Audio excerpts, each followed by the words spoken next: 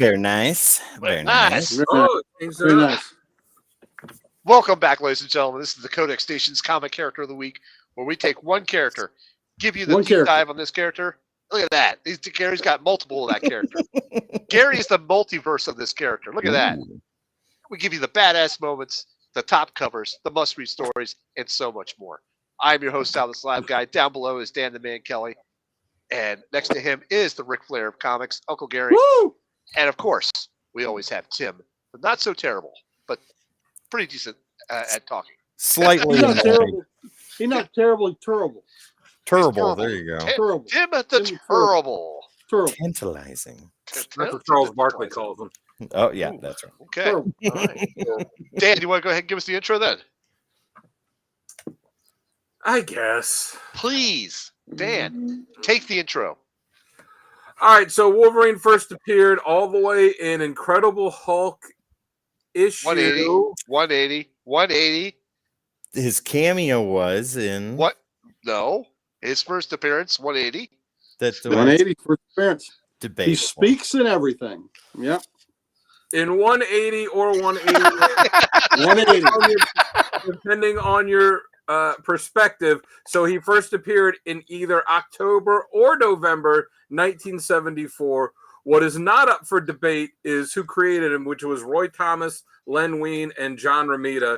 And it looks like the chat is on my side. Well, you know. Richard keeps saying 180. Huh? 180. We can all be wrong at least once in our lives. Damn. Damn, come 180. on. The chat has spoken. The chat has spoken. Okay. We'll pull back. This little hairy Canadian bastard has quite the convoluted origin. Oh yeah, retconned and everything. Yeah. I gave it in the first time that we did the character of the week with him. I'm gonna go by the same one then because I just didn't feel like writing it again. So I have my original sheet from then to go off of. So I'm gonna try and power through this. Do it. There you go. You got to chug a beer just like Wolverine would do. For strength. So he was born James Hallett in Canada in the late 1800s to rich landowners John and Elizabeth Howlett. He was the illegitimate son of their groundskeeper Thomas Logan. It is never explicitly said that he is, but it is very heavily implied, so that's what I'm going with. Yeah. After Thomas then is thrown off the land, he returns and kills John. And he is killed by James when his mutant abilities manifest.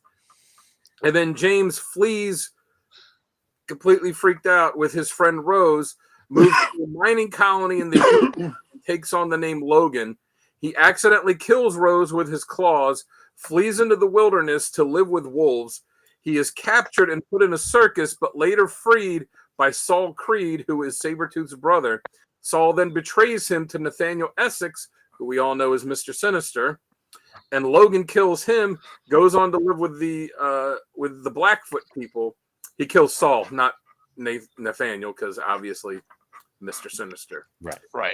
After his lover Silver Fox dies, he joins the Canadian military to fight in World War I, and in World War She's murdered. II, he joins the CIA. He joins Team X. He's given false memory implants.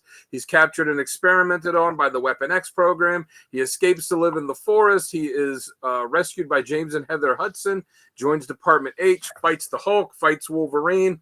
That's it. There is a lot of other shit that goes in there with it, too. That is just the boiled down basics. If I went through the whole thing, we would be half an hour before we started the show. Yeah. I think we all know what his powers are. He heals fast. He's got claws. He's got enhanced senses. His bones are covered with adamantium. He's short. He's angry. He's at times feral, and he's very hairy. Yes, very much. He smokes a cigar. And he likes cigars and beer. He doesn't have to worry about lung cancer as long as he'll. Right. That's right. That is so true. He actually does mention that to Jubilee at one point in the book. Mm-hmm. Yeah, there's one issue where he mentions the storm. Maybe it's Ultimate X-Men, how he can't get a tattoo because it's scarring and his body like automatically heals it anytime he gets one. Yep. All right, but you know what? So what happens if he's circumcised? Well, I think it's safe to say that he's not. Grows back. I mean, I would assume that he had that done before he hit adolescence and got his powers. In the 1880s? Why are Were we they talking about circumcising this? What's up, Hey, I don't Dave? hi, know. Lettuce. What's up, Lettuce? Well, in the What a late time to join. 1880s, in the What a Canadian time to join, backwoods, Lettuce. were they clipping the little thing off? My What- Lord. All right. Yep. they Mazel probably- I don't know. tov. I don't We know. don't need to know about that. You know We don't need to know. You But you know what? We do need. Go ahead. Next time, if Larry Hama or Chris Claremont or one of them is going to be at Baltimore Comic Con, that's the Yeah. question we can ask them. Be like, hey, I've always wanted to know: is Wolverine circumcised? Ed, what Yes, is take Take back your into book, that? sir, and go. And how many away. times has he been circumcised? Because the shit keeps growing back. Sal, That's the true. ship is steering off into the I Canadian know, and I'm wilderness. But you know what we need to know about, Tim? What's that? Memberships.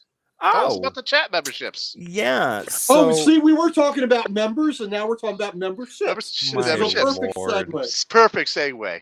Go for it. ladies segue. and gentlemen, please, memberships and super chats are now available. YouTube right here, badges, emojis, see new content first, and more. Only 99 cents a month. Help code 99 cents. Hulk 180. We always wanted to be, ladies. What a and bargain. I know, it's fantastic. 99 cents, ladies. That's And cheaper than a comic book. it's cheaper than a cheeseburger. That's right. There That's you right. go. So, all right. Yeah, That's just Morning morning super- shake. morning shave routine. Wow. Okay. Well, you I know can what? see where this. I can see where this episode's going. He could tailor that to whatever date he has. If It's a chick Lobo all over again. circumcised, then he can take You care of know, that. and you know what? It go wrong. Do we have the parental warning? Natural. This is what happens when we don't get a pre-show. Where's the parental warning? Where's the parental warning? 'Cause we And you need know that. what? Where's I the- thought about this too, and I brought it up to Sal. You know, whenever you and Gary will know from doing 1,000 push-ups a day like a psychopath. Yeah. Whenever you exercise and build muscle, the way that your muscles build is because you lift heavy things, your muscles They tear. your muscles tear, and then they reform and they get bigger and bigger. Since Yep. Wolverine has a healing factor, his muscles should always be healing, so he never should actually be drawn super muscular because due to his healing factor, he should never be able to build up muscle like that. Man, that's a good point there. That's That is a good plot armor right there. point. Listen, that's why you can't. That's why I don't do push-ups every day because I give the body a time to heal. Yeah. That's right. That's a valid point, Dan. So and from now on, I think I'm just going to start drawing really Really skinny, thin. really thin, skinny Wolverine. Well, this is good news for Hugh Jackman. He doesn't have to work out for the role anymore. Yeah. Sal, what's next? So, all right, we can jump right to the segment of what works best with this character. And Uncle Gary, you can go ahead and Mr. kick us off. Science. Damn, Mr. Science. I blinded him with science. I saw what you did there. Oh, The show oh, does man. not be for kids underage. Viewer discretion is advised. Ah! All right. God. You got a Gary, give us question for what me? works best. Come on. What works best? I think what works best for this character. Listen, I love him. You know, I love him as an X-Men, but unlike the Beast, he shouldn't be an Avenger. You know, okay? I just, No. you know, no, he But shouldn't he be is an Avenger. But he is an Avenger. I know. Everybody's a goddamn Avenger. Yeah, and look, he's been a member of so many teams. The one team I like him on is the X-Men, but I really like him as a solo character when he is taking care of stuff on his own. I like him when he is handling, the rough customers that nobody else really wants to deal with, and he is all attitude and he is all gristle and heart. But what I like when they use the most about the character is when they use it and he's not just a killing and slashing and hacking machine. When they show that he has really got a sensitive side to him, I think Wolverine's written best when he's a man of conscience, and when he kills, he just doesn't take it lightly, that it weighs heavy on him. And I've got some examples later today we'll get into where all the killing that he has done weighs on him heavily. He is the best at, he's the best at what he does, and what he does isn't very nice, that's for sure. But I like it when he carries the burden of those that he has killed, even the ones that had it coming, that it still takes a toll on him. And I like that he's just not a unconscionable killing machine. And I love that aspect of him. I love him. I love him that he's a man trying to hold on to his humanity, even though he has the tendency to go into the berserker rages and is just as ferocious as any character in comic history. He walks that edge. I love the fact that he's always trying to keep his humanity. Yeah, and it Richard. is a type. Yep. Glasses. Yeah, I missed that mute.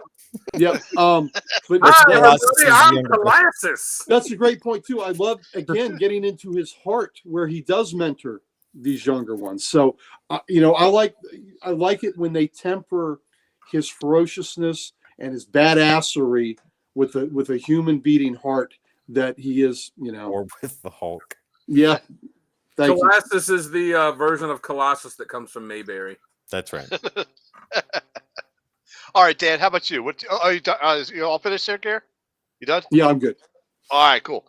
Dan, why don't you go next and tell us what you like best about him? I like I'm a little bit of the opposite of what Gary said. I like when he just loses his shit on the enemy and just goes berserker rage and just tears through large swaths of the enemy and is just unstoppable. When he is single-mindedly focused on getting the job done, whatever the job is. There was a great story that after Nightcrawler died, and I think I talked about this in the Nightcrawler episode, when he leaves in his will that he wants Wolverine to deliver this giant grand piano to this monastery, and it's like up on this mountain, and the only way to get through it is to just walk and trek it through the jungle and climb up the mountain and get all this. And he's singularly focused on getting that done. It doesn't necessarily have to be a fight, but he's singularly focused on getting that done because that's what Nightcrawler had in his will. And then, of course, when he gets to the top, the monk sees him. He's like, but nobody here knows how to play the piano. Nice. But I think little elf. that's his humanity, though, that he's doing something for his best friend. That is beyond the pale. So I think that also ties into the great humanity of this character. Right. 100%. Right. What Keith says here, I know it was never a real thing, but I love the gimmick of him being in the new Fantastic Four with Spider-Man, Hulk, and Ghost Rider. Right on. Hey, was it the 2 or 3 issues in Fantastic Four and the new Fantastic Four miniseries? Yep. Yeah. Yep. All right, Tim, why don't you go next and tell us what you like about him? So I'm gonna parrot a little bit of what Gary said. Hi, Jamie. Good to see you. Gary, where you said that you enjoy him more doing the solo things. I agree with that. He is a team player up to a point to where the team can no longer play the game that needs to be played. And then he plays it alone. And he's the best there is at what he does, and what he does isn't very nice. And because it has to be done. I think one of my favorite iterations of Wolverine is when he is on the Black Site team, like X-Force, when Cyclops is like, okay, the X-Men can't do this, but you guys can. And plausible deniability, go do what needs to be done. And he had a conscience on that team too. I love it when he is more of a solo character, but he is also good as a team player until it's time for the team to not play anymore. To not play by the rules. Exactly. Yeah. And he reminds people of that all the time. He reminds Cyclops of that. I think there have been many instances with various characters where he's like, hey, I can do that. I can wear that burden, right? You can't do that. You cannot do what needs to be done here. And that's okay. Right? Let me take this. Let me do this. You don't need to dirty your hands. I'll do it. Right. My hands are already dirty. Yeah. But and that's a magnanimous thing he's doing for a teammate. Yeah. When he does that, he's 100%. taking all that guilt onto him. Yep. And he is, like you said, he's keeping them away from having to do the terrible dirt that has to be done. Yeah, sometimes. like with Cyclops before they Yep. turned him into whatever they turned him into and then turned him back again, right? I think there was an instance where Cyclops was getting ready to obliterate somebody with his optic blast, and he's like, "Yeah, you're not a killer, Scott. I am. Let me take care of this." Yeah. But the other thing that I enjoy very much about Wolverine is, Dan, I think you said that, the protector or mentor. No, it was somebody in the chat. To his dad. Yep. Yeah, he is a mentor of the younger members of the X-Men, and he watches over them and is incredibly protective. His best friends, Nightcrawler and Colossus. I mean, he mentors and protects Jubilee and Kitty Pryde. Like when I was reading, the whole mentorship with Kitty Pryde was coming to an end, and Jubilee was kind of taking that place. And that was amazing to see, right? He also mentored Cannonball for a while too. Yeah. And then later on, it was Armor. Yeah, exactly. But like when I was reading, you had this teenage girl that was in the middle of all of this, discovering her powers and all this stuff, and you have the big bad angry that people say to stay away from, and he's the softest one around her, right? Right. And he treats her not like a sister or like a daughter, but like somebody that needs to be protected. And I think that is incredibly genuine and shows the sympathy that he has. I think Wolverine needs to give Cyclops the nip. Yeah, but yeah, those are the things. Yeah, yeah. How he does. That was actually one of my badass moments from the first time we did the character of the day with Wolverine.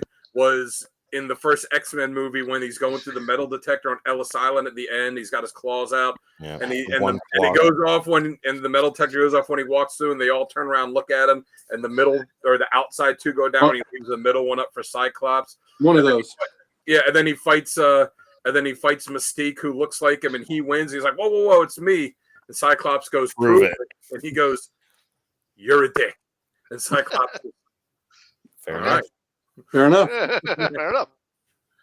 All right. Yep. Tim, that was good. That was good. So for me, I'm going to bring up a couple of things that you guys did not mention. We wanted to leave something for you. Thank you. I appreciate that. I really do. I love it when he's using his senses. I love it when he crouches down to the ground. He's like, yep, 3 of them went this way. These guys got automatic weapons. This guy's didn't shower for 4 days. It's like, when he's using his senses to track. Sal likes that because he does that whenever he goes to a comic convention. He gets down, he goes, and he's like, that guy's got X-Men slabs. That guy over there, he's got some Spider-Man graphic novels and there's treasury. Well, that comes in handy on the con season. Let me tell you. Sal, what you just described, how he's a tracker and all that. Yeah, that's one of the reasons why Thunderbird was killed.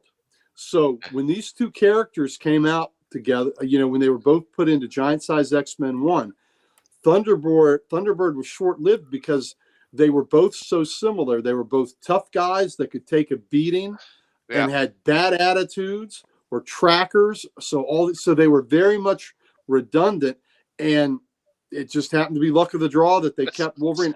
And I love Thunderbird. I think Thunderbird's a great character. But Snoop's not watching right now. But he's always been bitter because Wolverine is the reason Thunderbird got 86. But we got that.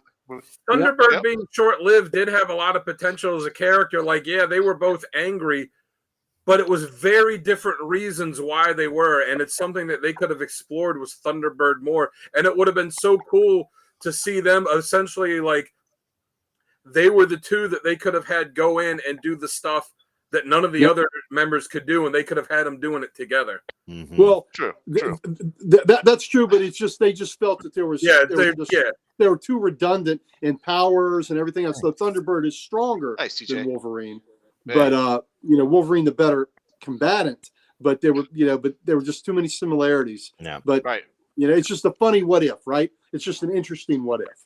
Right. But when you mentioned tracking, Sal, that's a whole nother thing that they were both similar in. Yeah. Right. Very true. Very true. So, and another point I like to bring up is I like him solo. I don't mind him partnered with 1 or 2 people, but I do prefer him solo. And I love it when he starts trash talking. When he starts trash talking like Deathstrike or somebody, something like that. There was one. Hey, there Wes. was one Hey, issue. Wes. Hey, Wes, what's going on, buddy? When he was trash talking Deathstrike, they both had each other ripped up pretty badly, and he kind of joked at her and said, "Well, you got to go to the repair shop. All I got to do is go over here and lick my wounds, and I'll be fine. But you got to go to the repair shop, But when he's trash talking and fighting, it's really classic and memorable, and it's one of those things where he can get as mouthy as Spider-Man sometimes. Yeah, he can. Absolutely. In a little bit of a different way, though. Yeah. Oh, yeah. Yeah. Yep. Absolutely. Very true. Spider-Man Very true. keeps it family friendly, and Wolverine's like, "F this. This is rated R. Let's go." Oh! Wolverine talks cash shit when he's gutting you. Very true. And the last thing I'll bring up is I like it when he's riding that line between Berserk and calculating fighter. Like your light. Like my lights. I don't know what it is. It's like every Thursday, like Wednesday night, I'll be in here all night. Whatever. I'll fix him in a minute. And so when he's riding that line, like you're thinking, oh my God, he's about to lose it. He's about to lose it. Nope. He's back. He's back being calm and collected now. And then when you think he's going to be calm and collected, nope. Fucking loses it. It goes to town and starts tearing people up. It would have also been cool to see Wolverine Thunderbird power struggle out nail slide. Yep. Even by Pam looking for the throwdown, for the alpha male throwdown. And so that's what I think. I think that covers all the points. Okay. Plus what you guys said, I have to agree with all those points. With you guys did too. Stop buying so many variant light bill sell. I don't need to because I got the foils. It just reflects all the light. Les, that was excellent, my friend. Wow. That wins Les. comment of the night, ladies and gentlemen. Fired. Right Wow. That wasn't Kudos. a shot, Gary. That was a bazooka. Kudos to you, Lettuce. You got me on that one. Okay. Keith here. It's like, got it, or you want me to do it? I like beer. Oh my God. That's bad. All right, so let's go ahead and then jump to our next segment now, which is our badass moments. See, that was a segue. He I know. segued it perfectly. Tim, why don't you go ahead and start off with your badass moments for us? While you fix your lights, sure. Yeah, I'll fix my lights. All right, so badass moments. The first one that immediately comes to mind, Gary, you and I talked about this yesterday on the cool down after the podcast.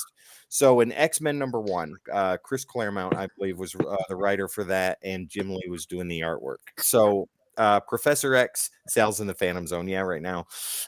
Professor X has the whole team, the gold and the blue, trying to infiltrate the mansion. Scott Summers is there with Professor X in the danger room, and the whole point of the game is to see which group can get there first, right? Well, you've got one particular part of the gold team going this way, another going this way, whatever.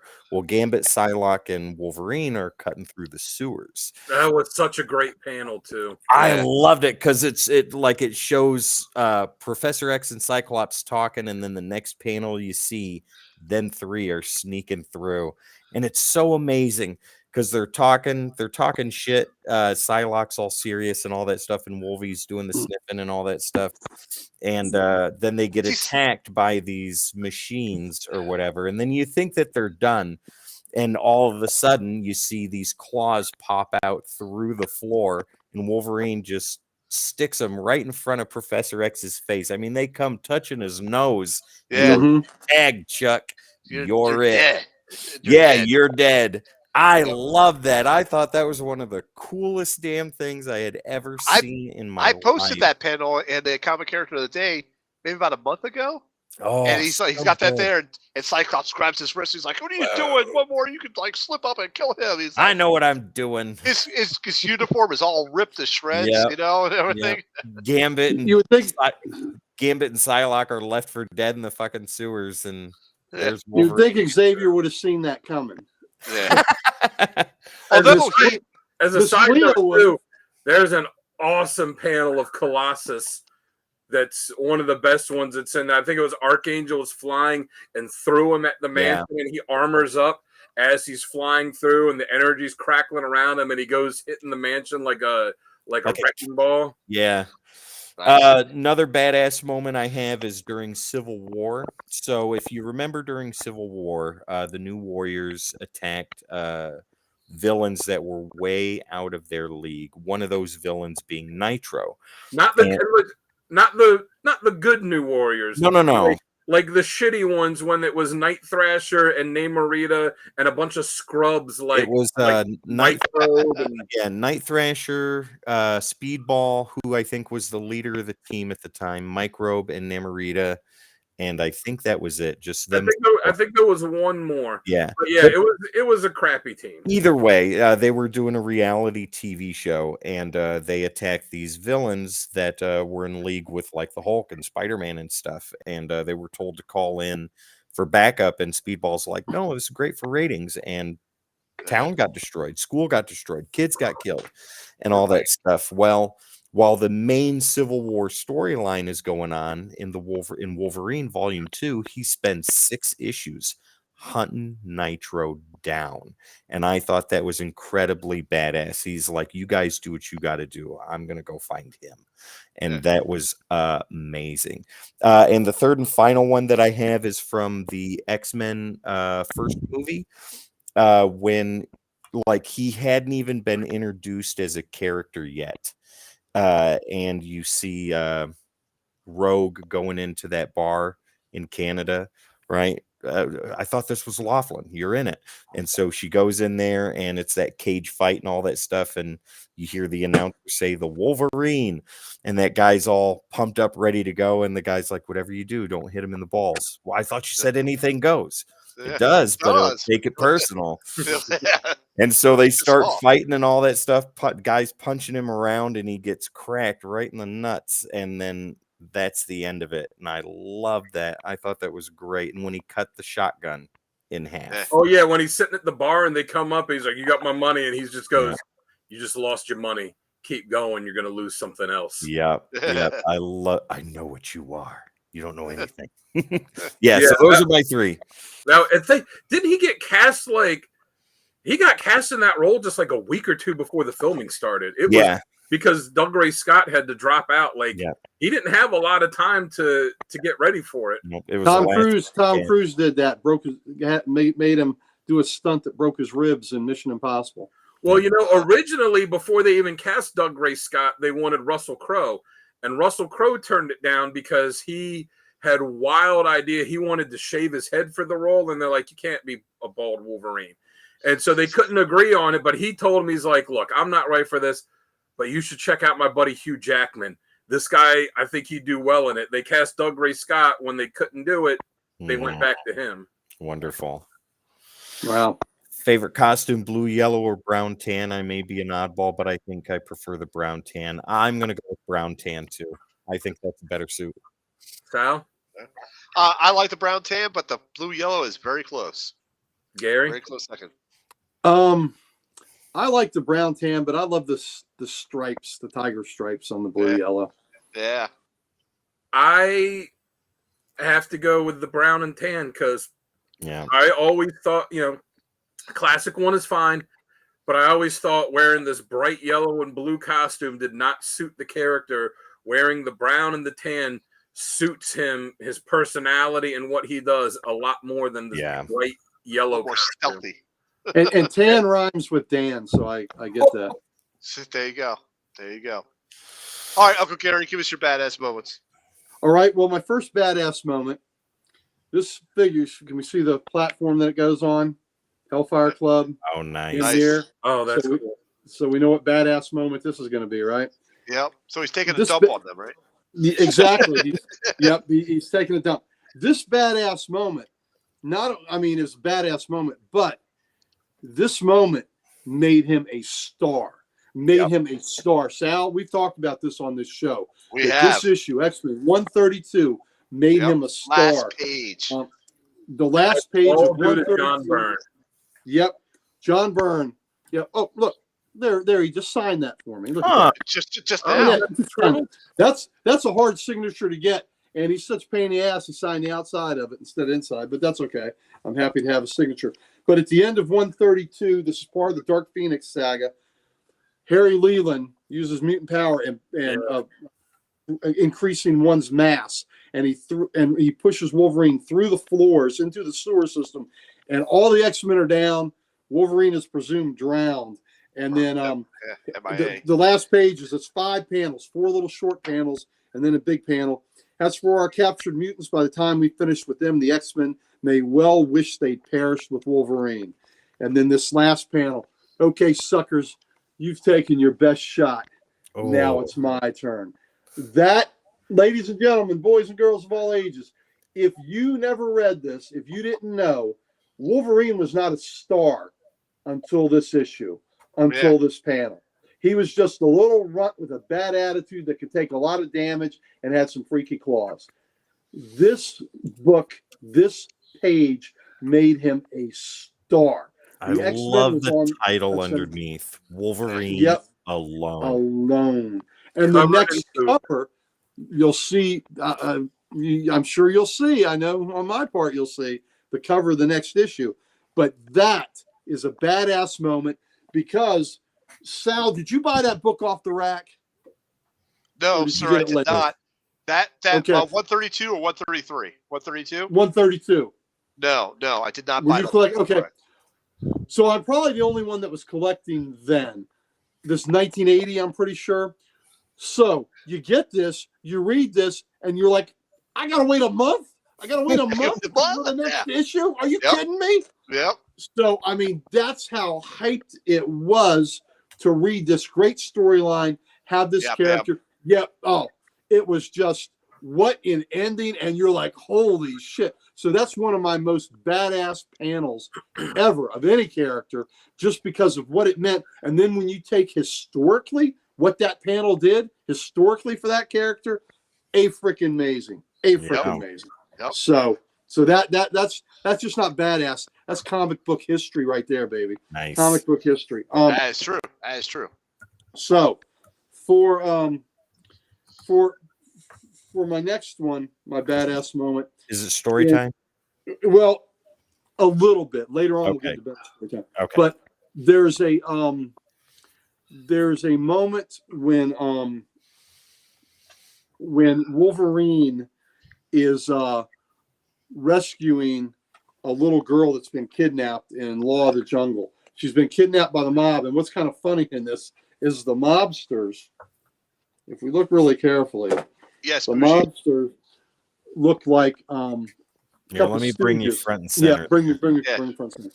Enjoy me for 2 seconds, ladies and gentlemen. Yep. Now it's going story time. Okay, so the mobsters here have a certain Curly, Larry, and Moe look to them. Yep. So these bad guys. So they've kidnapped this little girl, and Wolverine has tracked them down. And this is in Law of the Jungle, by the way. Wolverine has tracked them down. And yes, Bougie, that was Dirty Patch. And Wolverine, as he's making a lot of cryptic comments to him that he basically knows what's up, he says, God, I never get sick of that smell. So, God, I never get sick of that smell. And the one guy says, gee, I don't smell nothing. The other one says, shut up. He goes, it's sweeter than a fresh rolled Havana Gold. And the one that looks like Mo says, what the blank are you talking about, dead man? What frickin' smell? And you just see his next fear. Oh, wow. That fear, that's the smell. So, as he dispatches these goons, he comes across the little gal here, tied up, the little girl, and she says, don't be afraid, darling. I'm here to take you home. It's okay to look now, honey. So he didn't want her to look when he crossed the room, what he did to the guys. And she says, mister, can I ask you a question? He says, sure, darling. She says, are you Spider-Man? And he says, no, darling. Spider-Man's a sissy.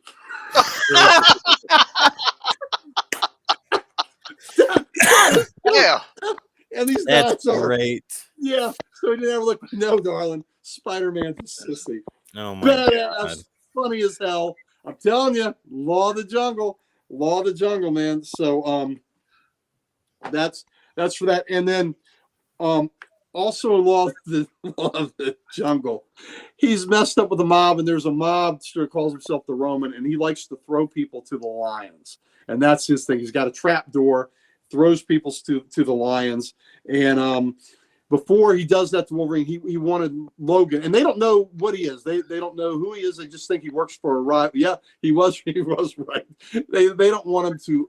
They want him to work for him, and he doesn't do it. And the man said, well, I thought maybe we could come to an understanding. So Logan ends up getting in the, he jumps down voluntarily to rescue another compatriot there from the lions. And when the mobster that put him down there says, people in the pit, check. Lions in the pit, check. The usual blood-curdling screams, no check. What on earth is going on? He says, hey, Roman, looks like we came to an understanding. And he's petting around. looks like we came to an understanding. That's great. And then Roman says, how can this be? These lions should be tearing you limb from limb. They're starving. And Logan jumps up out of the pit and says, you know something? They still are. And he throws Roman in the pit. Oh, my God. So there you go. So that, good freaking stuff. That's great. That is awesome. That is awesome. All right, Dan, go ahead and give us your badass moment. All right, so I tried to pick some ones that were different than the first time we did this, and 2 out of my 3 are different. So one of them, Gary already kind of talked about, X-Men 133, the Hellfire Club fight. So it was 132 where it was the final panel where he's like, all right, you're next. And then 133, like you said, that's where that was the first time you ever saw Wolverine like really on his own. I mean, I guess technically in Hulk 181 because it was him, but the Hulk is also, quote unquote, a hero, and Wendigo was there. But this was the first time that he was really like on his own and really showed what he could do, tearing through the Hellfire Club guards the way that he did. So I got that on there. Wolverine, I can't remember which volume it is, 3 or 4. It's 55. It's this one, the one. Volume 2. Volume 2, I think it is. No, yeah, volume 3. that is. Not volume 3. Volume 3. 3, yeah. 3? Yeah, it's volume 3. It's the one where he has the Miramasa blade, and he is. Oh yeah. Volume That was on my list too. Yep. Yeah, and he is fighting Sabretooth, and he deals on him, cuts his arm off, and then you get like a page or 2 of Sabretooth there, and Wolverine's just like, yeah, it's a Miramasa blade, blah, blah, blah. Then Sabretooth, after being tore up by it, his arm chopped off, he's just like, just do it. And then Wolverine, you talk about a badass splash page. Yep. Wolverine just slices his head off. Wow. Yeah, that was one that was tough for me. That was on that cut list, so to speak, but I figured. Oh, yeah. Gary froze. Gary froze. Am I back? Well, looks like the Miramasa blade got his iPad. We got you sound, Gary, but no video. No video? Yep. No video. Okay. I'm going to exit and try to come back in. Okay. All right. Put your pants back on. Pants are always on. They're just unbuttoned. And then the final one I got is it's actually one that I had. There we go. It's one that I had in my original top 3 badass moments from the first time that we did this, because it's just too badass a moment not to put in there. It's my favorite Wolverine badass moment. It was from Wolverine Volume 2, Issue 90. It was the I got it, Sal. Okay. Go ahead. I'm back on. It was it was Good. Yeah, so it was Wolverine Volume 2, Issue 90. Oh, there he goes again. We lost your video again, Gary. Am I lost my video again? Okay. Drop out, come back in. All right. Audio. Yeah. Echo. I am your father. But it was the final issue of Wolverine before before all the X-Men titles went away for 4 months for Age of Apocalypse. Yeah. And it was him fighting Sabretooth. It was when he still had the bone claws and beat the snot out of Sabretooth. And then he's got it where he's, got the fist underneath Sabretooth, and you've seen him do it a million times where he's got the fist underneath someone and he's got the the two outside claws there and then the middle one, and he's like, you don't want me to do this. And the last page before everything fades out for when they started Age of Apocalypse, he pops that middle claw right through Sabretooth's head. The look on Sabretooth's face, and then fade out. The next 4 months you get Wolverine series is gone. You get the Weapon X series, for 4 issues for Age of Apocalypse, which was awesome. But you're sitting there, you're like, that's what you ended on? What the hell? And then you're waiting for when it comes back, and you're like, I need to know what happened. And then he essentially lobotomized Sabretooth, and that's kind of what, Sabretooth was hanging out with the X-Men for a while, as a quote-unquote good guy before he then went off and started doing Sabretooth things. But, yeah, technically you'd say chopping his head off could be more badass, but I just love the whole thing because he's done it so many times to people where he's got the two outside claws and he says, like, you want me to pop the middle? And then it was the time that we finally saw him do it. We finally saw the conclusion, what should have always been the conclusion of his fight with Sabretooth. Popping the middle claw, going through his head, taking him out. Done. That's my favorite Wolverine badass moment. Nice. I love it. Nice. Here's to you. Have another beer. So, all right. So for my 3 badass moments, I'm going to really expand upon 133 because 133 was the first X-Men book I ever read. I read that at my buddy's house like a million times. So that whole Wolverine alone was my first real experience with Wolverine and the X-Men in a comic book form. So this is why this is my badass moment. This whole book is his badass moment. I count this as one badass moment for him. And he's fighting the Hellfire Club. So number one, this is what I liked. He shows that he's fighting that line of berserker rage and still using the being a cool, calm, tactical fighter in the situation. But I'll get to that in just a minute. He pops out. He's fighting the Hellfire Club in the very basement, right? And he just got machine gunned down. He gets back up. And the guy that's left standing is like visibly shaking because he's like, oh shit! I just emptied the clip into him, and he's still coming. And he's like, and he starts using the Clint Eastwood trash talking to him. He's like, question is, can I kill Wolverine before he kills me with those freaky claws of his? That type of thing. And then he's like, well, Bub, seeing how Wolverine's skeleton's adamantium, the hardest thing in the universe, it's unbreakable. He goes, they could cut through, the steel like it was hot knife through a butter. Yeah. He goes, are you really? And I'm only 5 meters away from you, and that's not much room at all, that type of thing. And he goes, it's your play, hero. What do you want to do? And the guy throws his gun down, and he's like, shoot, I was hoping you would do it. Yep. So I'd say it's the second hardest thing in the world after he sees Jean Grey naked. Wow. Well, oh, wow. Hello. Wow. Thanks for the love. Thanks for the love about Comic Logic. Appreciate it. Thank you. Yeah, there you go. Awesome. And so my next part of that badass moment with that goes with it is he uses then like the dumbwaiter to go up and bypass most of the floors to get to the top level where the X-Men are being held. Now, when he bursts through when he gets into the fight there, he realizes, hey, these guys may not be evil goons. This may be hired help. And he doesn't use his claws. So he's got like 6 or 7 guys on him as he bursts through the door. And that one scene when he bursts through the doors, he's got all these, guys on him. It's just epic looking. And then of course, Sebastian Shaw's like, Leland, you're a jerk, you're a fool. You told me you had killed him, that type of thing. Yep. So that eventually starts to fall in the Hellfire Club at that point. But just the panel where he comes through the 2 double doors with about 6 or 7 guys on him, and it's just amazing. Like John Riggins used to run through the line. Yep. There you go.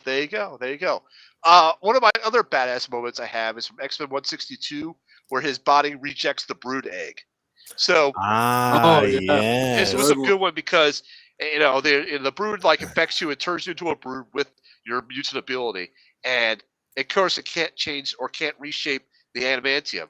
So he uses that as a lifeline to cling to his humanity, and you can see him doing the double talk to make sure that he's going to stay human and fight this to the bitter end, and it's either going to kill him or he's going to survive it. That type of thing. He's not going to turn. That whole storyline in the 80s. He's not turning. It's either going to kill him or he's going to win, and he's determined to win. So when he rejects it, then you see you get a close up of his face, and it's all like that brood pattern throughout his body, and it looks really pretty epic. I got a feeling we'll see that cover later tonight.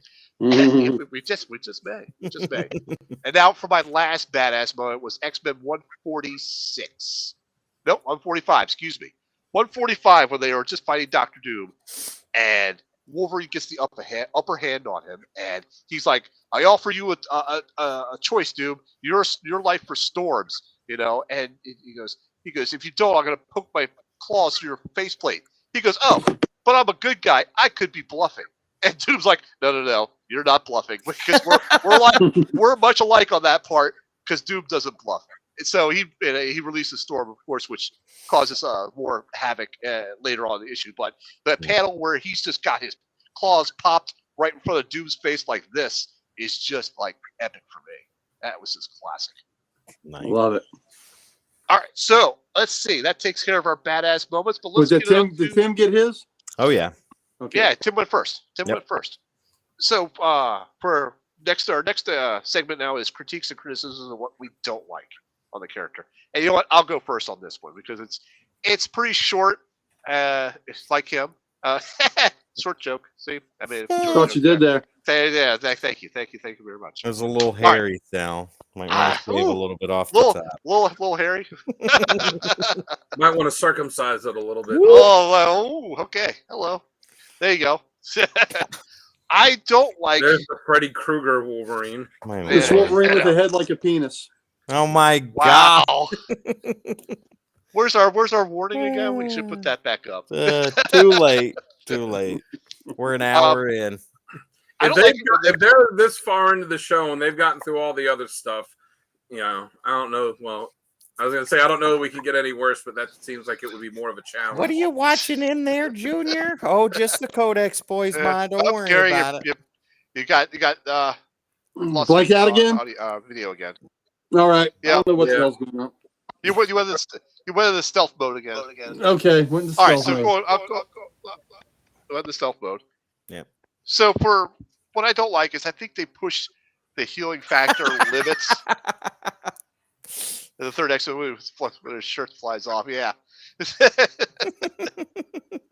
Sorry. Go ahead, Pam, Sal. Pam, when you're on the show, you could have that badass moment. You can bring that up for your badass moments, okay? Yeah, so I don't like when they push this healing factor to the limit where, like, oh, he can regenerate from a drop of blood. Well, I don't know. I felt like that was kind of... I don't like that. I think that it's kind of insane or ridiculous, Oh, he got melted in a volcano, but, but then, a piece of him is still around. Yeah. He'll regenerate. Oh, how long does it take? I mean, that's insane. Does he regenerate with all the adamantium inside his body as well? I mean, I think they just pushed it too much. All right, he's back. I agree with that. All right, he's back. What's your favorite episode of Codex, Timmy? I like the one where they talk about Wolverine's dick for a long time. Listen, I see what you did there. If you think my name, great, you need to watch the Lobo episode where we talk about Lobo's balls for a long time. Oh, lettuce. Yes, the Lobo episode. The Lobo episode. Yep. Peak Codex performance. There were little. Did he just use Green Lantern's? Yeah. And nobody brought up a badass moment when Wolverine beat Lobo. I barely remember that. Yeah, I barely remember that. But anyway. All right, so let's start with. I'll go with Dan now. Dan, what do you don't like about him? Already done, man. That was the first one I saw. Oh, okay. then for you to continue watching us, that's on you. Watch that episode and stuck with us. That says more about you than it does us. I'll kind of echo what Sal said about his healing factor. They've made it way too overpowered over the years, where it's to the point like he could have his arm disintegrated and just have a skeleton hanging there, and then you know, 3 panels. 6 pages later, it's completely grown back. His healing factor was not like that when he started. If he got hurt, he would heal, but it would take him time to heal. And the more damage he got, the longer it would take. And he even acknowledged, like, you know, I could get hurt to the point where I can't heal from it. And then they just, you know, over the years, the writers just kept be like, oh, it's badass if he does this because he can heal. Then if he does this, and they just kept making it so overpowered, you know, to the point that, yeah, it was awesome in, you know, the Punisher book when, you know, the Punisher like shot him in the balls and then drove. We just can't get away from it. And then drove a steamroller over him and left it parked on him. Like, yeah, it's awesome, but the healing factor is way too overpowered for that. And it kind of takes away from how badass the character is, because you could just be like, oh, we'll just, like Sally, we'll just drop him in a volcano and he'll, you know, fight the dragon and kill him. But then, you know, a drop of his blood will regenerate. Like, it's just, it's too much. I also, you know, not so much anymore, and I'm sure he will be again. They used to overuse him way too much. Like, he'd be in every book all day. He doesn't need to be an Avenger. He doesn't need to be a Defender. You know, all these teams he's on, Team X, X-Force, X-Men, but, you know, he doesn't need to be on all the other stuff. I know they make him a team leader. They make him a team leader some.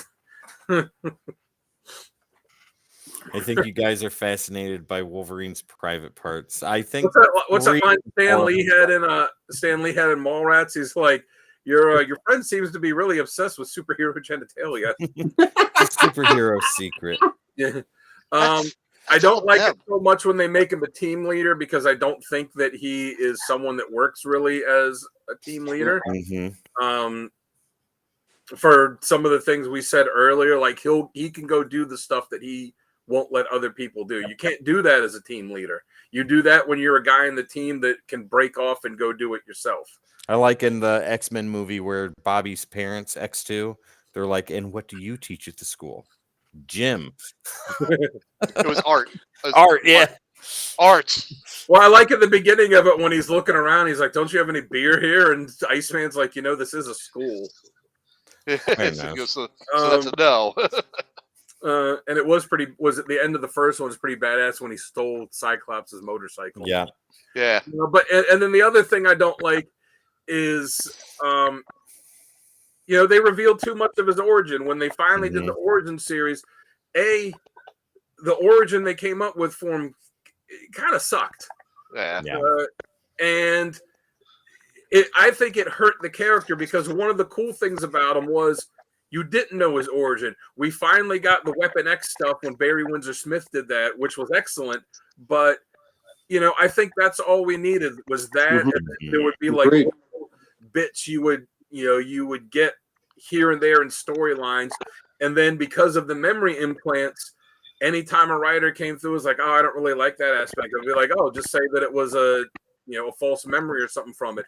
But I think that works for the mystique of the character, is you never knew that much of his origin. And what you did know, you couldn't really be sure if it was true or if it was a false memory implant. And I think that worked well, because that was such a core aspect of him for a long time, was not knowing who he was and trying to, to find that. And by definitively saying, here's his origin, here's who he was. And like I said, I didn't think it was a great one anyways.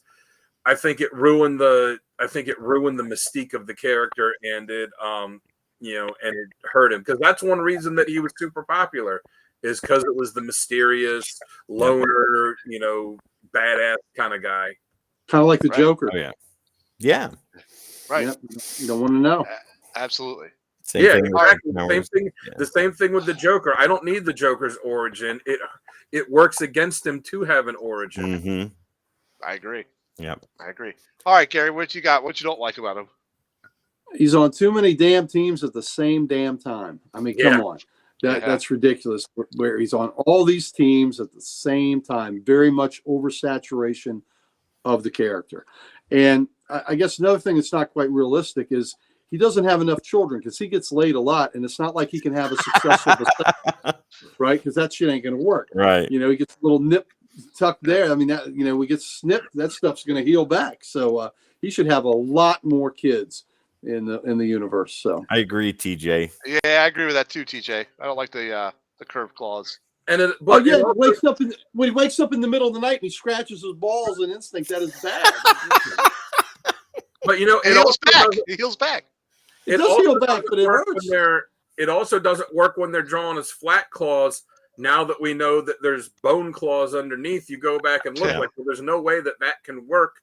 That those can work like that. But it just looks cool. Artistic license. Yep. Yep. So that's it. Short and sweet. All right, Tim. I am going to mention the giant elephant in the room, and no, it's not his mirror, and no, it's not his testicles. It is the love triangle between him, Jean Grey, and Cyclops. Look, either let Wolverine and Jean Grey get together, or have him fucking move on and go find somebody else to He does obsess. Well, they've been together at times. Then they need to stay together, because I am beyond over it at this point. I think that is one of the worst things they could have done, and there goes Gary again. There goes Gary. He has he has hooked up with Storm a few times. Right. I think that relationship works incredibly well. I think him and he's about to go out. Yep. I'm going back out, coming back in. Yep. All right, go ahead. All right. So the relationship with him and Storm works very, very well. I think the relationship with him and Domino works very, very well. And when him and Jean are together, it can work extremely well. But when he's sitting there pining over her while she is heavy focused on the love of her life, that needs to go. That doesn't need to be there anymore. Get rid of that. Have him go and be obsessed with somebody else. You got him, Sal? Yeah, I got him. Well, when you think about his age too, and how old he is compared to all of these women, yeah, this is a little creepy. Well, I mean, yeah, you can take that route, but they're all adults. They're all well into their 30s. So is he gonna go out with a 150-year-old chick? There are not many of them hanging out. Exactly. Not too many. So yeah, he just ages slower, right? Yeah, I mean, it's not like he's going after Jubilee or one of the real young ones. Exactly. But yeah, my whole thing is that they're consenting adults. Business. That's all that matters. Get rid of it. Yeah, that's all I got. All right. Okay. I will say one other thing too that never really gets mentioned is canonically, or however you want to say it, Wolverine is what, 5? I think he's 5'3", right? Yeah, he's short. But because of him being short and his weight, because of all the metal that's in his bones, he weighs over 300 pounds. So Wolverine would be considered, for his height and his weight, to be morbidly obese. Wow, that's amazing. Very true. That's true. All right, so it's a little hard to think of him as a complete badass when you realize he is technically considered morbidly obese. His BMI is too high. All right, folks, let's not talk about BMI, but let's talk about something that you all can win. And Tim has got the details on that. Ladies and gentlemen, you have heard me talk about this multiple times, and I'm going to talk about it plenty more. Got something super cool here for you. This is the Nirvana Comics exclusive Destro #1 cover right here. Soak in its awesomeness. And while you do that, I'm going to tell you how you can win this. It's the cream of the crop. There you go, ladies and gentlemen. Rise to the top. That's right. Coincidentally. Oh, Richard, there you go. Hashtag giveaway. He's 2 steps ahead of me. So what you need to do first, ladies and gentlemen, is make sure that you are subscribed right here to the Codex Station on YouTube. Hit the subscribe button right now. If you're watching this after it's live, go ahead and do that. Second, do exactly what Richard did. Dan, if you'll throw that back up there, do hashtag giveaway, just like that, and we will make sure that you are entered in to the contest to win Destro #1. Also, there's one other thing.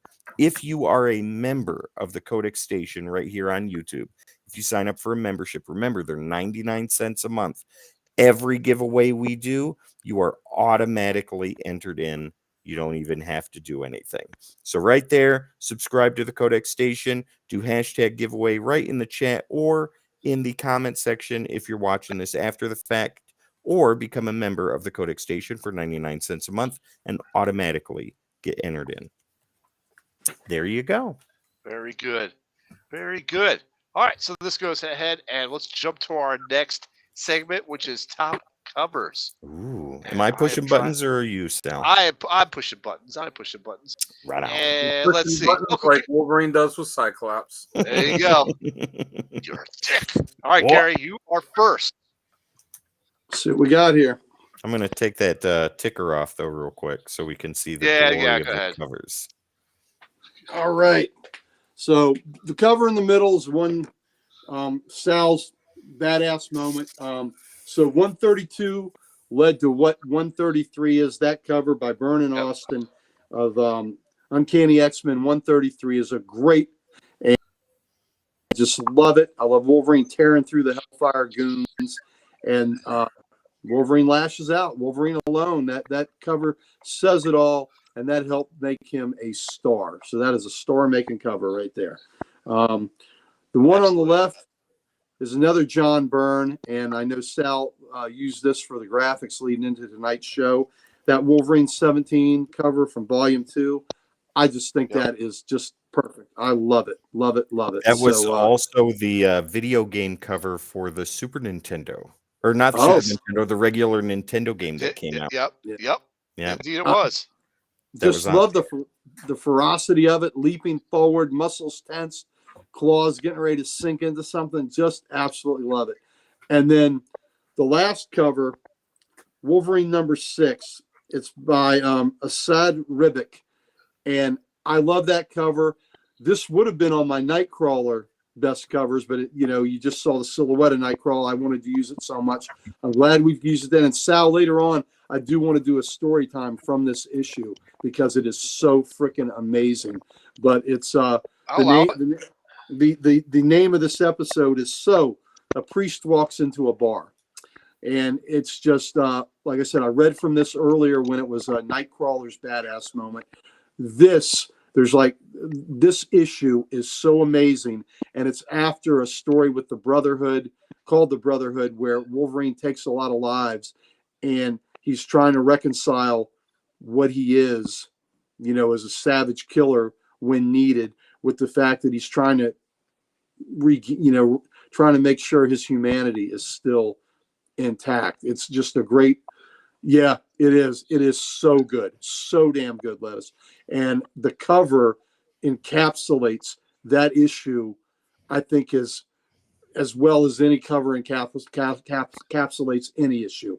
That cover says it all. And I think it is beautiful. I think it's evocative.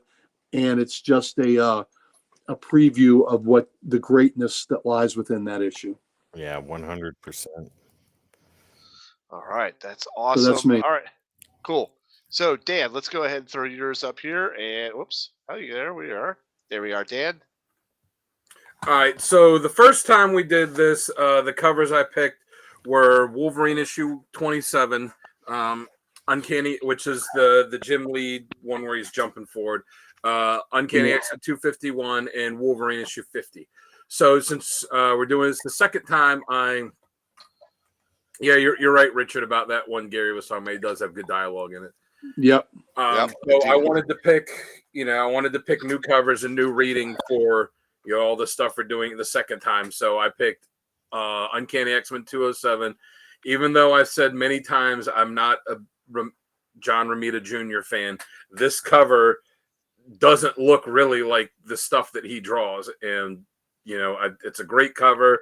I love how his claws are cutting through the cover there. Yep.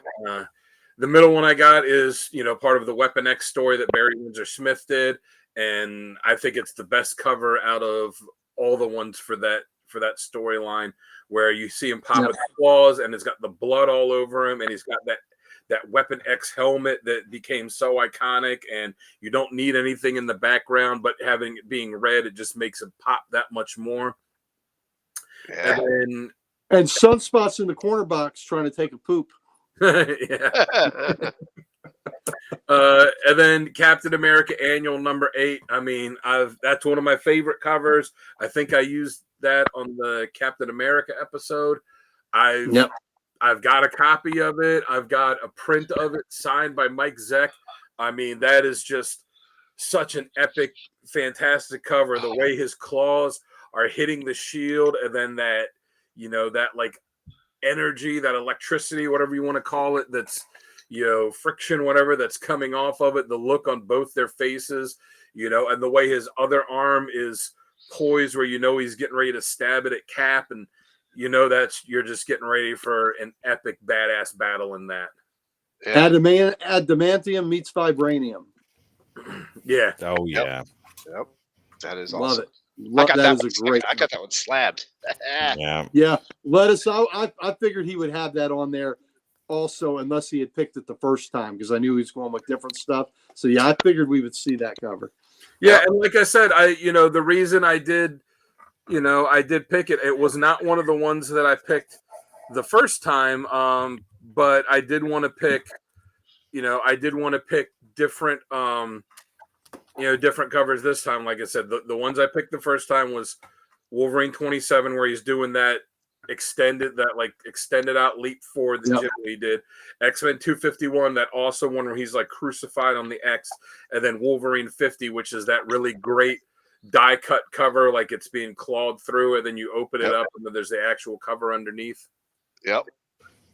Good I love stuff. all of those covers. Yep. Me too. All right, Tim, you're next. All right, so let's see here, Dan. We'll There go you right go. back with Captain America Annual number 8. That is one of my favorite covers right there, and that was a last-minute draw by Mike Zeck too, if I remember right. He turned. That was the one he was doing, but there was the other Captain America cover for the.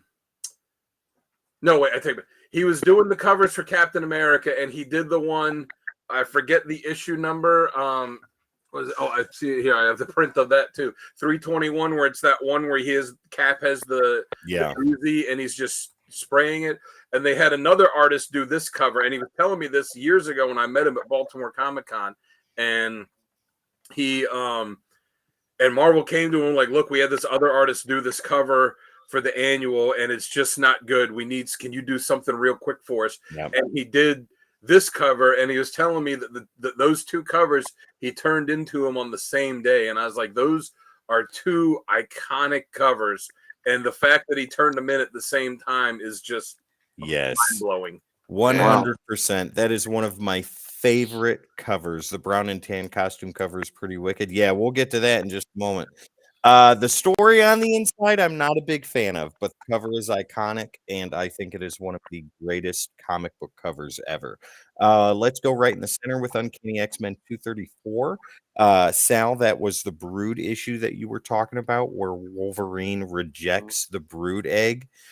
That is horror right there, and I love every bit of that cover, and the entire inside of the book is absolutely fantastic.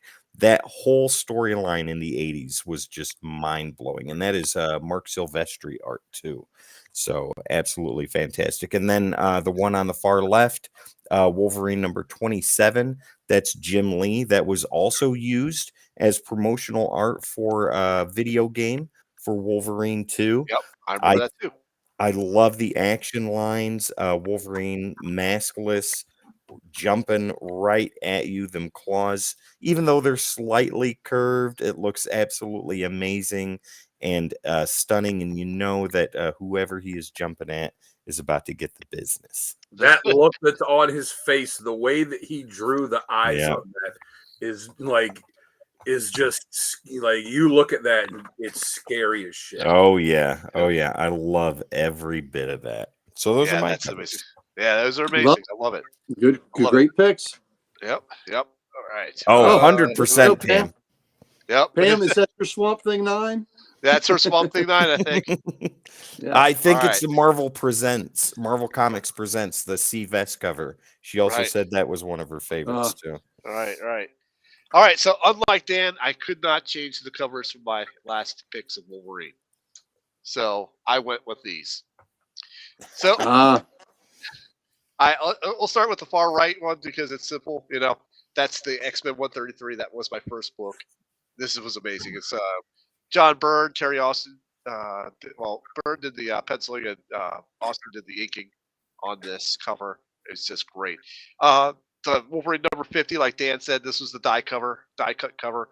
The claw marks are actually in that. I'm sending one of these off to be slabbed pretty soon. The color penciler for that was Silvestri, and the inker was Dan Green for that one. That's a great book and a great storyline too. And then last but not least, we got Wolverine number 8. Is that number 8? That is number 8. Yep. This was a Basima art. This is, his time in Madripoor. He's running his patch, and the Gray Hulk, Mr. Fix-It, comes into the scene, and it's a great cover. If you notice, Wolverine's right arm or right hand is like almost upright against his body. It looks like he's about to pop the claws into him. He's ready to pop the claws right there, I think.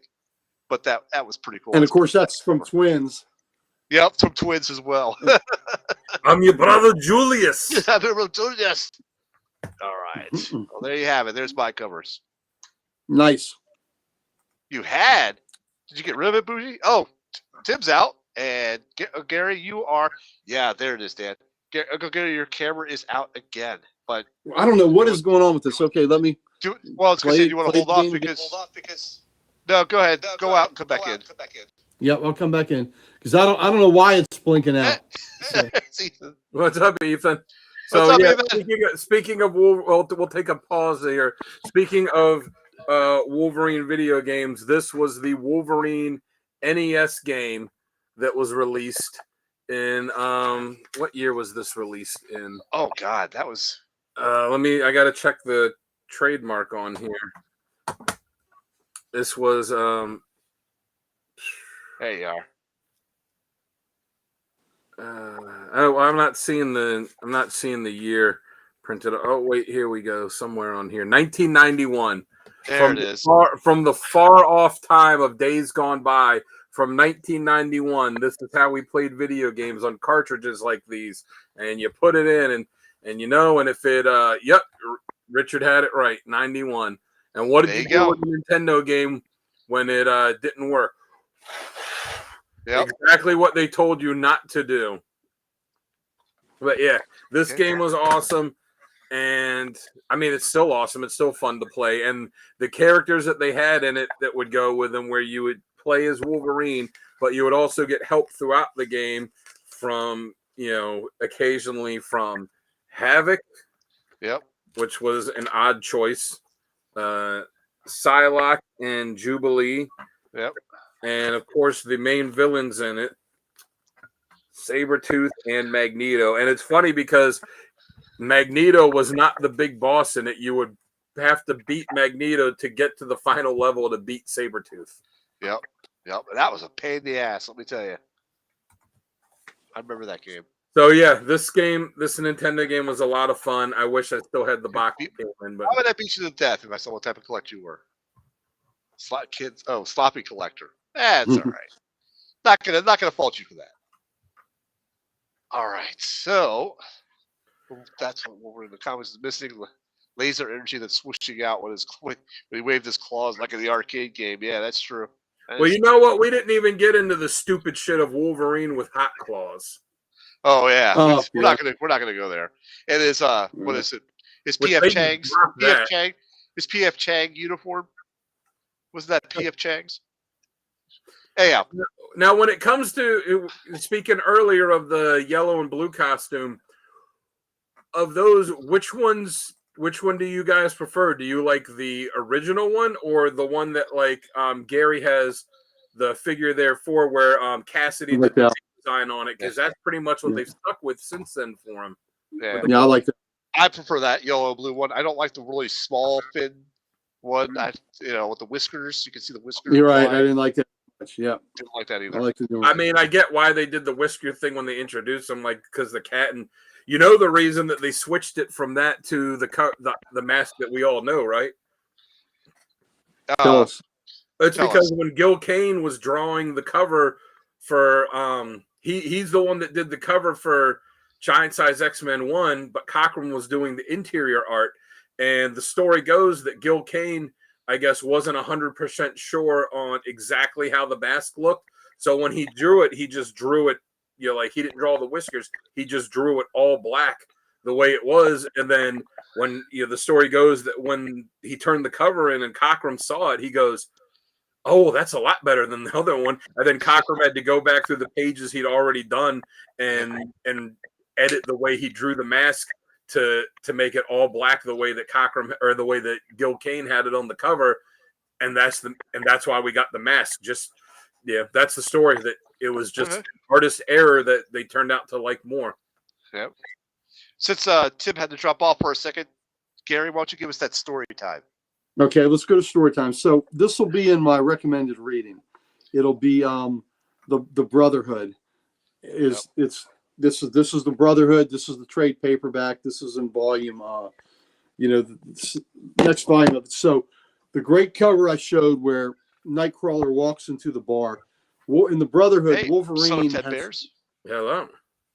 Wolverine has just gone up against a whole bunch of Aryan assholes that are running guns, and they're keeping young girls as sex slaves, and they're controlling a whole town, and it's just a really nasty situation. And Wolverine has called Nightcrawler because he needs help absolving himself of what he has done. And Wolverine's real testy and real snappy. They get beer for the table, and what I like is they get 3 glasses, one for Kurt, one for Logan, and one for Colossus, who is presumed dead at this time. So they just poured a beer for him, even though he couldn't be there to drink it. And so at one point, Nightcrawler says to him, he says to Logan, "What was her name?" He goes, "What do you mean?" He goes, "With the name of the girl you couldn't save." And her name is Lucy Braddock. She was 17, Kurt. So he's got that on his head. He couldn't save this girl, and he went to get payback. And this great scene as they're at the bar, the look, the art on this was phenomenal. Robinson was just great on this. Greg Rucka wrote this. It's just phenomenal. Greg Rucka, Derek Robinson. So Logan says, "I killed 27 men." And even for him, that's a lot. And Kurt's kind of dumbfounded. That's a hell of a number. He goes, "Not much to say, huh, Elf?" And Kurt says, "You were enraged?" He says, "All the way to the bone." He goes, "And these men, they had earned this rage?" He says, "You're looking for an excuse?" And he goes, "No, my friend, I'm trying to understand." He goes, "Because if you tell me that these 27 men were innocents, then you are everything you've always feared yourself to be, and you would have to be stopped." And Logan says, "You'd stop me?" He goes, "No, but I would die trying." And they just look at each other. I mean, just great writing, great intensity. And Logan says, "They were a cult. They kidnapped women, girls. They broke a town. They made it afraid. And they used these girls up." And Kurt says, "You're describing evil, my friend. And evil begets evil." He goes, "I see. And what is your question, Logan? I cannot help you." He says, "You were a priest. Absolve me." And he goes, "Oh, that would be so wonderful if it worked like that. What a world we would have. Legions of sinners all committing their crimes with abandon, safe in the knowledge that absolution was just one quick trip to the church away. They tried it once, during the Middle Ages. Enough gold, you could be forgiven for anything. Is that what you would like, such a hollow forgiveness? Do I need forgiveness? Isn't that what you're after? Were those men evil without question, Logan? By killing them in your rage? Are you evil? You are unique, Logan, and I do not speak of what has been done to you.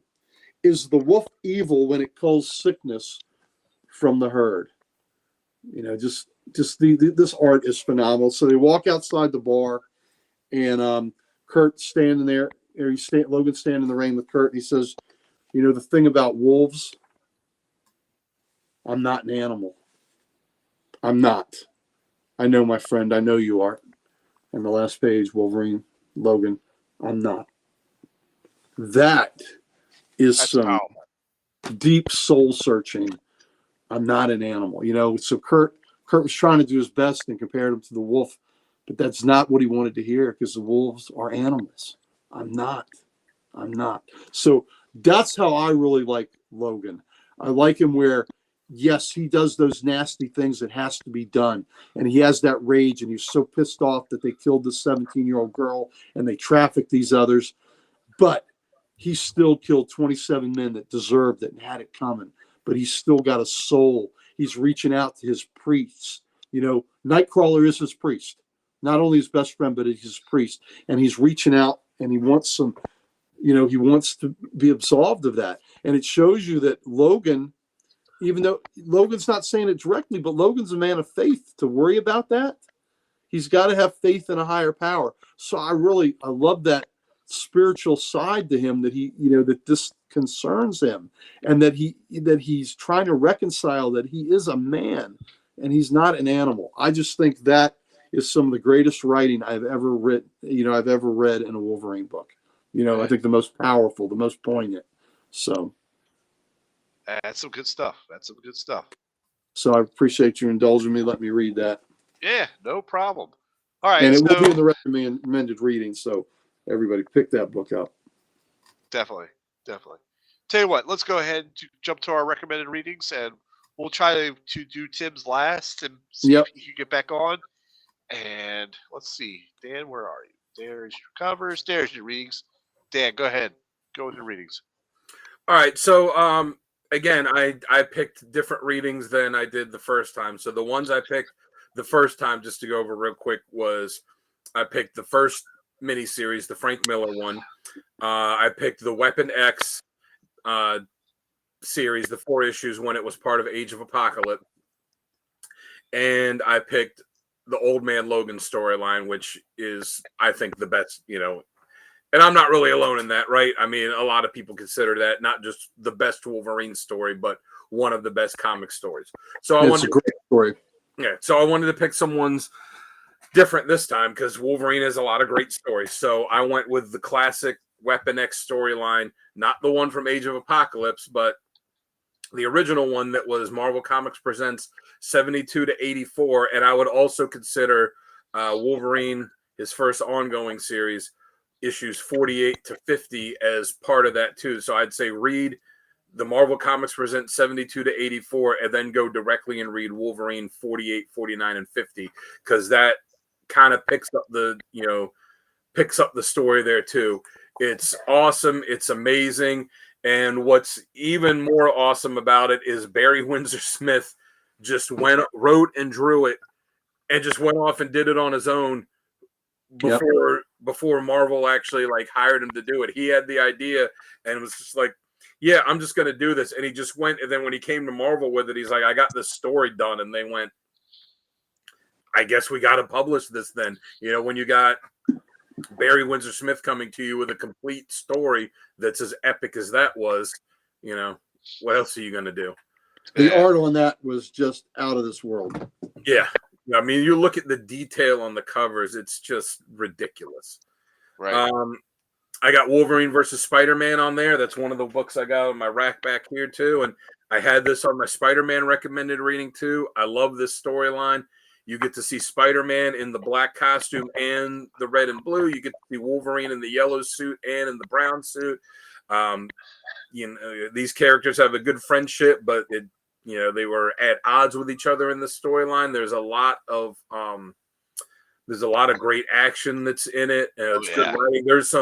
There's some very important things that happen in the story too, with the death of Ned Leeds, with Spider-Man accidentally killing Wolverine's friend, and just the artwork in it by the recently departed Mark Wright is just spectacular. It's a book that I had as a kid, and I used to read it over and over again, and I just can't recommend it enough. Yep. And then I have it's a graphic novel or a trade paperback. It's called Wolverine by Larry Hama and Mark Silvestri.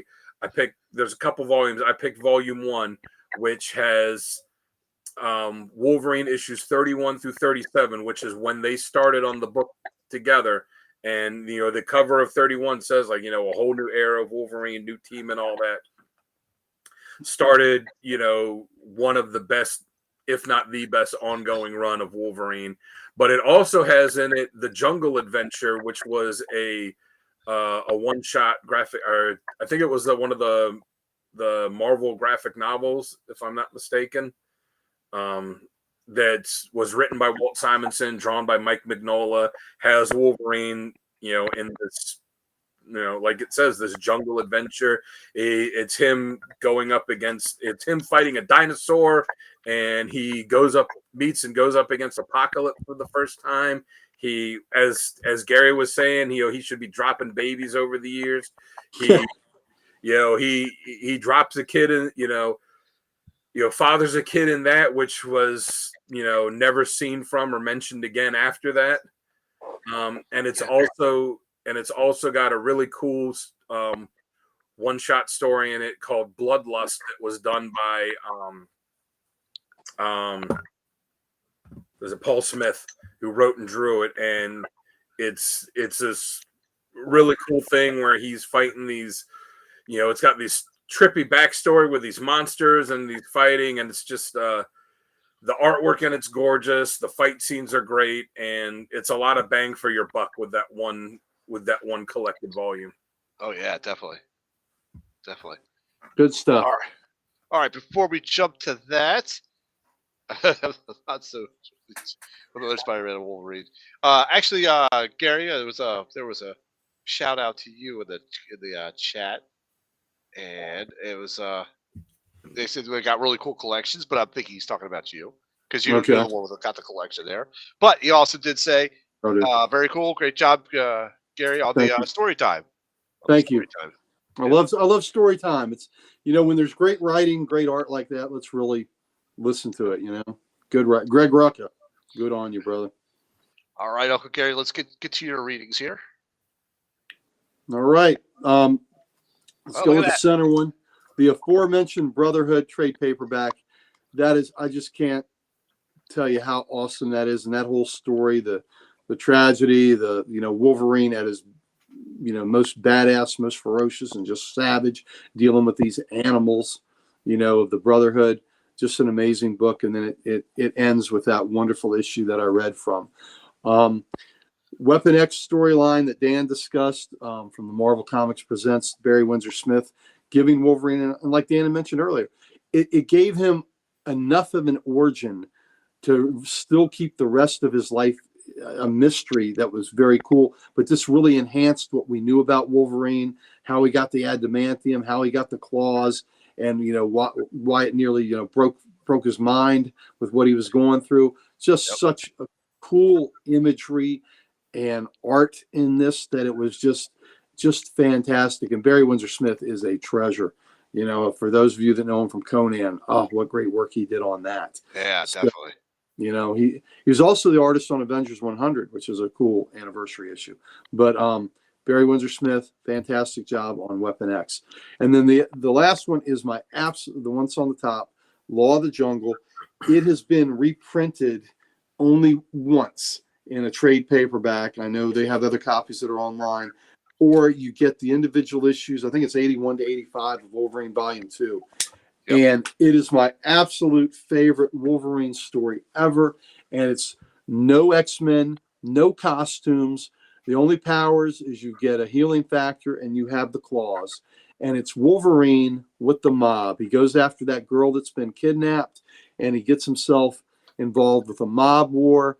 And it's just, to see, Wolverine react with the mobsters. There's a lot of great one-liners in there where he is talking some serious shit to people. At one point he's got 5 guns stuck in his face, and one of the mobsters says, "Wait a minute, hold on, don't do anything, fellas." And he said, "I want to know why he's got a smirk on his face when he's in this much trouble." He just didn't care what Wolverine. He says, "Because I know what I'll do to y'all if you don't get those guns out of my face." So it's just that kind of trash talk, dealing with mob stuff, the honor code and things like that. And then, the kicker is as he's gone through his, he's gone through this whole ordeal, one of the mobsters, they just know that he got into it because of the kidnapping, and one of the mobsters says to him, one of the older guys, somebody that Logan kind of respects, he says, well, at least I guess your friend will be happy that it worked out this way after you saved his daughter. And he says, oh, that wasn't my friend. I just overheard him telling his sob story at the bar. I thought I'd get involved. He said, I didn't have anything else to do. He was bored. He had nothing to do. And he hears this guy talking about his daughter gets kidnapped and like, okay, it's on. And then, so I just think that was just a kick in the head. Yeah, your friend will be out. What? No, that wasn't my friend. I just sort of overheard a guy at the bar. So that's funny. But what a great story. Law of the Jungle. Like I said, if you can't get the trade, those single issues are affordable. Buy those single issues. Like I said, I believe it's 81 or 85. Pick them up. You're right. Yeah, just fantastic. Wolverine and the Mob. What else do you need? Come on, man. Yep. Well, Gary, there's a request for you. Can you show the cover of the Brotherhood? Yes. Of the trade? Right. Yes. Yeah. Let me close out this screen here. Yep. And this. There you go. That's the Brotherhood. This is the cover of the Brotherhood, and this is Wolverine Volume 3. I think it's the first 6 issues. So they also, and this is one of the covers. This is one of the covers, and that's Welcome to Westfall cover. It is 1 through 6, Wolverine Volume 3. I'm telling you, it is amazing. And there's also a Wolverine by Greg Rucka volume that has this in it, and it's got the first 19 issues that Rucka wrote. I think the art team is pretty much intact, but either way, you get this one or you get the Greg Rucka volume, and you get the first 19 issues. But it's great stuff, and you are certainly welcome. And give if you get it, give some feedback. I'd love to see what you thought of it. I just think it's awesome. Fabulous. All right, very cool. So let's jump to my stories here. I also chose Wolverine versus Spider-Man, and I chose this one because I love the way Wolverine handled Spider-Man. I mean, Spider-Man was wailing on him like there was no tomorrow, but he teed him up so badly to where his partner was named Charlie, and she was some agent that was on some hit list, and she was about to be eliminated, and she wanted Wolverine to kill her, to take her off the board. And he popped his claws, but he didn't kill her. And so he knew this, and Spider-Man was trying to stop him from killing him. So he just teed up Spider-Man and let Spider-Man just hammer him so much until like a tombstone was cracking. You could see the tombstone from the perspective of you look at a tombstone, and then there's Wolverine, and then there's Spider-Man, and you can see the tombstone cracking from the amount of power that Spider-Man was just wailing at the Wolverine. Well, this just teed up Spider-Man so badly that he felt his spider sense go off, and because Charlie was coming up behind him, and he just turned around and just, hit her as hard as he could, which, kills her. And then that weighs on Spider-Man's soul as well, because because what he did. But it's just a great story all around. Is that what Peter did? Yeah. So, all right. So my next one is Wolverine Volume 2, Volume 2, numbers 48 and 50. This includes that die cut cover.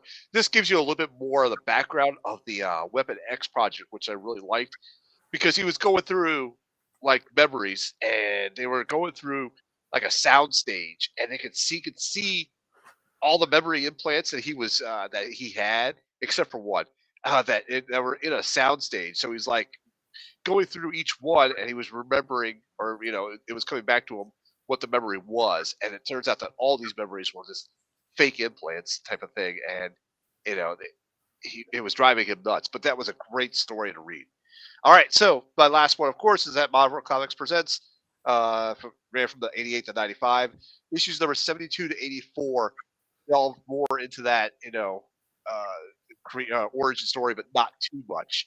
But gave you wet your whistle, you would say, and gave you enough to like start making it like more of a mysterious origin for him. So yeah, this is what you guys touched on. I don't think I need to really bring too much more to that. And let's jump to Tim's reading, shall we? Yeah, let's see what he's got. So Tim had Enemy of the State. That was good. Mhm. Wolverine Volume 1 through 4. Yeah, that's the origin with Wolverine. That's a good one. That's the And Frank Hearts Miller of Claremont. Darkness. Yep, that's the Yeah. Frank Miller one. Yep, definitely. And Hearts of Darkness. Yeah, that's good. So that was good. Yeah, I too. know Tim really likes Hearts of Darkness. Yeah. Yeah, that was a lot of fun. Yep. Whoop. Gary, you are out once Like- again. You want to jump out and come back in? Yeah, let's play this stupid game. I'm back in black. I'm back Thank you, in Lance. black. Thanks, Pam. Memory implants. Ah. There he is. Let's go ahead and pop him back in there. Got him. Thanks. All right. Gary, what's up with your I can't tell you. I have IT? no. I don't know that is it a connection issue? I mean, how is it reading like? I don't know. It's just nothing's I don't know. happening on my end. I don't see anything. I can't tell with the new software. Here, and I can see y'all. I never lose sight of y'all, and I can hear you. So I don't know what the hell's going on. All right. Well, let's just continue on. So we just done essential reading. So now we're going to jump into best writer and artist. So Gary, why don't you go ahead and kick us off on that? All right, best writer. You know, I mean, it's in the X-Men character. It's got to be Chris Claremont, though. Yeah. I do want to give a strong shout out to Frank Thierry and Greg Rucka, who wrote those other volumes I absolutely love. But I got to give it to Claremont for really fleshing out the character and making him so memorable over so many times. And then for my artist, it's John Byrne. I really love what John Byrne does with that character, how he set the temp. You know, I know Dave Cockrum did it first. You know, into the X-Men. I know it was different in the Hulk book. Yeah, but I just yeah. But I just love where Byrne took the character. And yeah, it's John Byrne for me. Cool. Yeah, there we go. My video and satellites need to team up. Well, you know, the reason that Byrne pushed to make him a star is because Byrne's Canadian. Sure. Wolverine's Canadian, and John Byrne just liked the fact that there was a Canadian superhero, so he's the one that really pushed Claremont to like do more with Wolverine. Yeah. Just because he's like, hey, he's from Canada too. Like, if they made Nightcrawler from Canada, then then Byrne would have been like, man, we need to really get push Nightcrawler to the forefront. Yeah. Absolutely. All right, Dan, who do you got? Well, again, I wanted to make some different choices from the first time. So just, to review, the first time for the writer, I chose Larry Hama. And for artist, I chose, I couldn't choose between John Byrne and Jim Lee. So this time, to pick some different ones, instead of Larry Hama for writer, I'll take Chris Claremont because, like Gary said, he's the one that really fleshed him out. Wolverine only appeared less than a handful of times, or like a handful of times before Claremont took over X-Men. Right. And, there wasn't a whole lot to the character before he got a hold of him, and he really, expanded on what he was. Because originally, the claws weren't going to be part of him. They were just going to be part of the gloves that he wore. Right. Right. There was so much stuff that he built into him. He didn't even get revealed that he had a healing factor until several issues into X-Men. That wasn't originally like defined as part of his power set. So, it's cliche to go with Claremont for an X-Men character, but there's a reason why, because he defined him.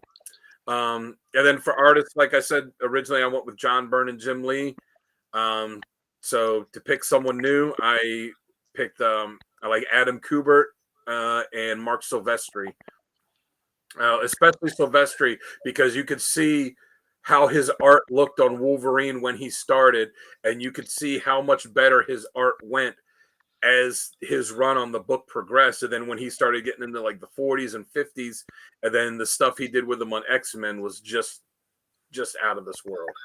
Yep, I agree. Good stuff. I agree.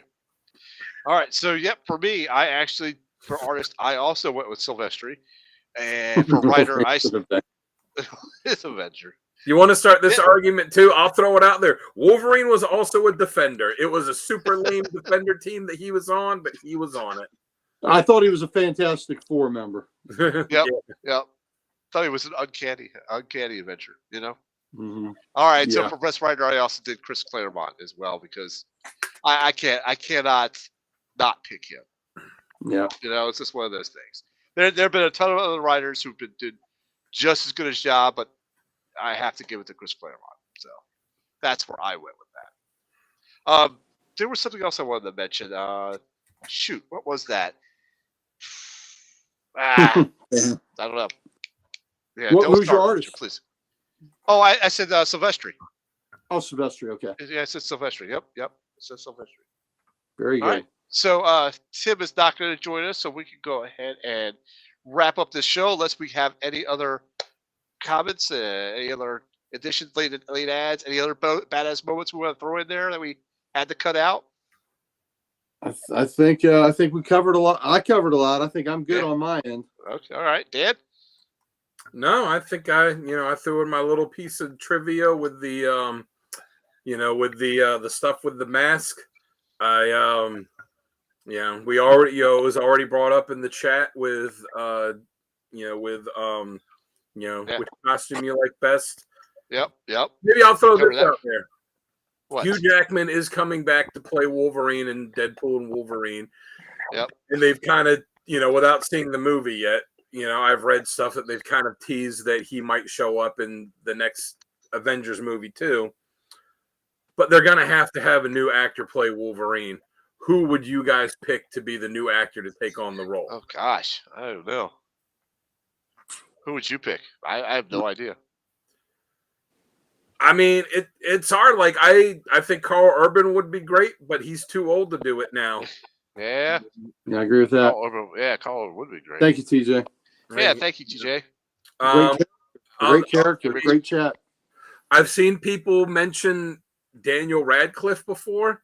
Oh, no. I don't know. Maybe the guy's a fantastic actor. And then if you look at that one, that one show that he did, was it Miracle Workers, where he got like ripped and really buff for it, and it's got like the kind of crazy hair and beard. Like, I didn't really see what people were saying until I saw that, and I'm like, oh, okay, I get it now.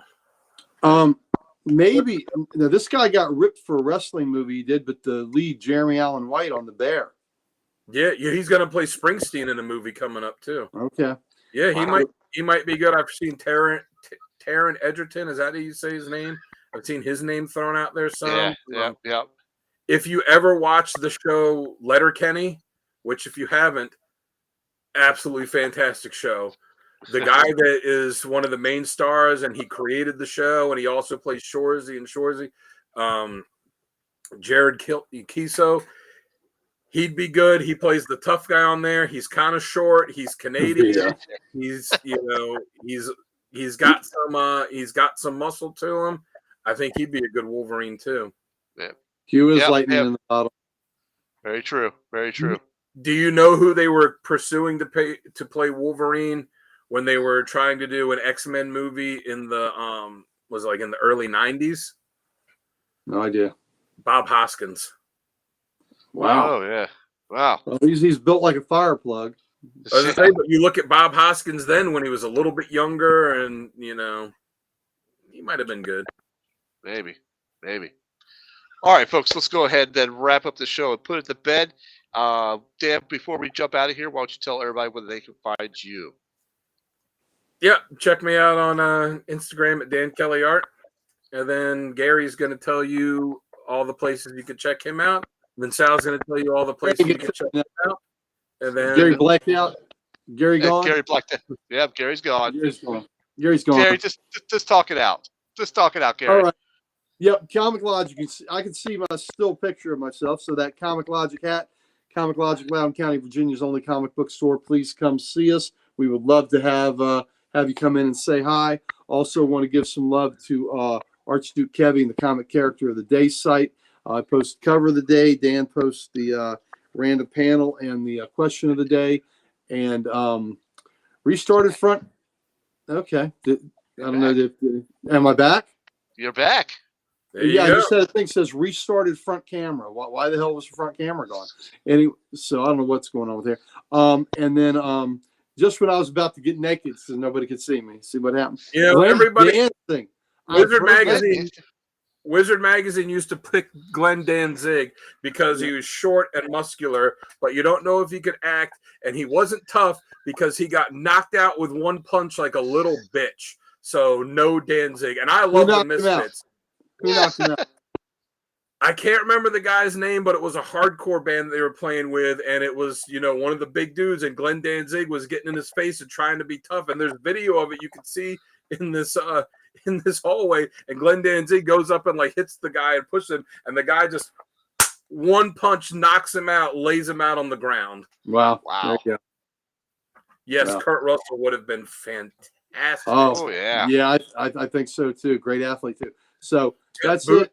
Bougie's right. No, it was the guy from Northside King, and that's their claim to fame is that he laid Danzig out with one punch. Yep. That's like the JLA. One punch. One punch. One punch. One punch. All right. So, ladies and gentlemen, once again, you can always find me on Sal's Comic Corner on YouTube or under Slime Guy 77 on Instagram. And also here at the Codex Station, we got all the socials. Gary, what do we want to do with all them? All those socials. We have all the socials, and we'd like nothing better than to give them to you. Great. And then after that, we got to swing on over to the codexstation.com where you can get some merch, meet the team, check out our profile, see what we like, and so much more. Ladies and gentlemen, thank you for joining us. Have a good night. I hope you guys have a 9.8 day and all that jazz. See you later. What a way to end it. Thank you, Pam. That's our ending thing right there.